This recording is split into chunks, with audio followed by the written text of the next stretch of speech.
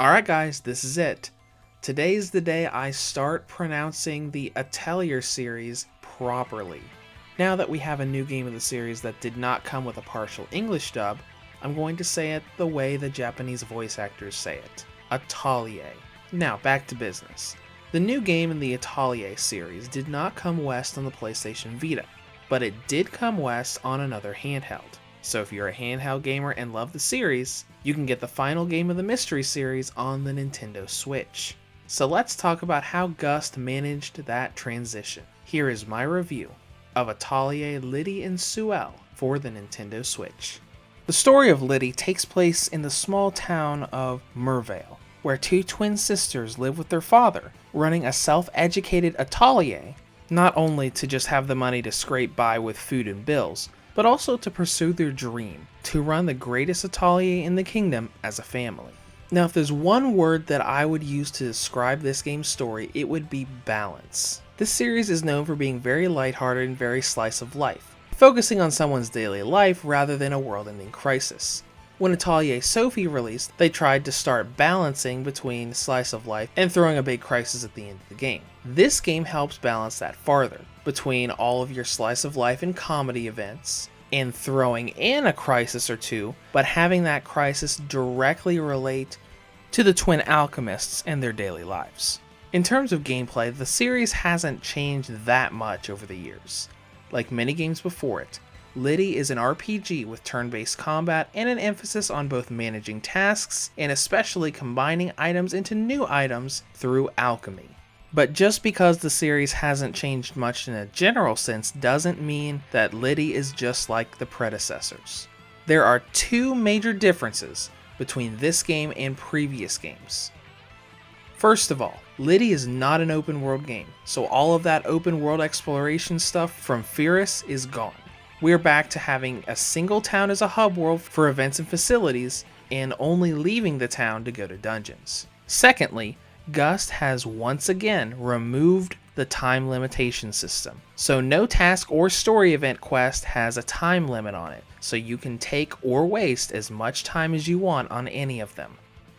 Now there are a few other changes made to the game, like how follow-up attacks work, using alchemy on the fly in battle, and how item synthesis dictates quality, but those two were the major differences that a lot of series fans will immediately notice.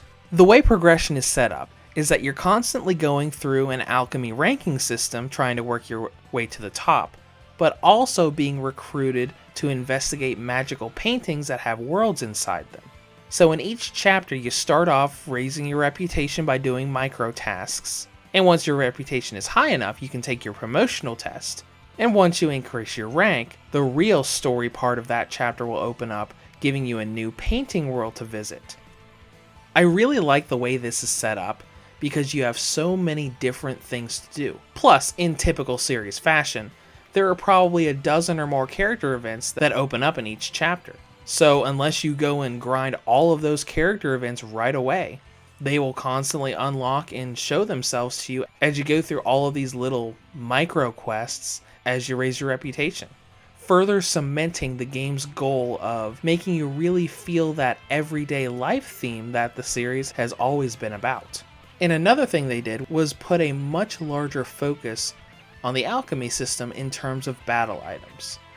Most games of the series always recommend that you make battle items using alchemy, but in some of the more recent games you didn't really have to. Sure, you needed alchemy to create quest items and materials for armor or weapons, but as far as taking down enemies, sure, you could make a bomb or two if you wanted to, or you could just gain a few levels and use your skills to take down pretty much everything that the game threw at you. In this game, that's not the case. From just a few hours into the game, I had enemies thrown at me that had a specific elemental weakness and incredible elemental defense against literally everything else. Tying those elemental weaknesses with the fact that most party members don't have any elemental attacks, it's pretty much the game saying, listen, you have to go back and make all these elemental items and carry them with you. Otherwise, it's going to take you a ridiculous amount of time to get past these. The game basically makes you use that aspect of the alchemy system when in previous games you might not have bothered with it at all. Now let's get to content and length. And for handheld gamers, this is a very important game in terms of how much content there is. On the PlayStation Vita, all of the games of this franchise cost about $40. Being on the Nintendo Switch, Lydie costs $60. So is there enough extra content thrown in here to justify that price tag? In my opinion, yes. Across the game's story, doing most but not all character events, I spent almost 50 hours before I managed to reach the end of the game. The most I'd spent on any of the previous games is around 40 hours, which was in Sophie. So I'd say as far as recent releases are concerned, Lydie is the most content heavy game of the series. Now let's get to presentation, which has its ups but also has its downs. Visually, the game looks good, but at the same time it doesn't look good. There are very few, if any, jagged edges, and there's a lot of detail to all the character models, so that part of it is good. The bad part is that anything not right up close to the camera has a very noticeable blurring effect. Think back on how Doom looked on the Switch when it first launched. It's similar to that, but not quite as bad. Then we get to performance, which also has its share of problems. Handheld games of this franchise have always had problems with frame rate, and frame rate is a problem here as well.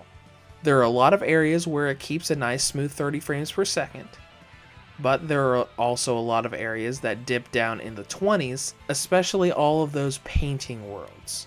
It's also worth noting that this game can barely manage 30 frames per second on the PS4 Pro, so there's a lot to be said about how optimized this game really was for all of the consoles it released on. Now let's get into battery life. I wasn't really sure what to expect here, but it's not a lot. Here are my battery times from 100% to 0%. Maximum brightness of the Wi-Fi on, 2 hours and 30 minutes. Maximum brightness of the Wi-Fi off, 2 hours and 39 minutes. Lower brightness of the Wi-Fi on, 3 hours and 13 minutes. Lower brightness of the Wi-Fi off, 3 hours and 25 minutes. So, as I said, it's not a lot. It's about the same you'd get out of the Zelda game. Now to wrap things up, Atelier Lydie Suelle marks the series' first Western release on a Nintendo handheld since the Nintendo DS. Now it's certainly not a perfect transition, with lingering frame rate and blur issues in its presentation, but it's got dozens of hours of content and is a really nice conclusion to the Mystery series. If you're a fan of Atelier, you should definitely check it out. Reviews to Go rates Atelier Lydie Suelle for the Nintendo Switch an 8 out of 10. If you have any comments or questions, feel free to leave them below or head to the website at www.reviewstogo.com.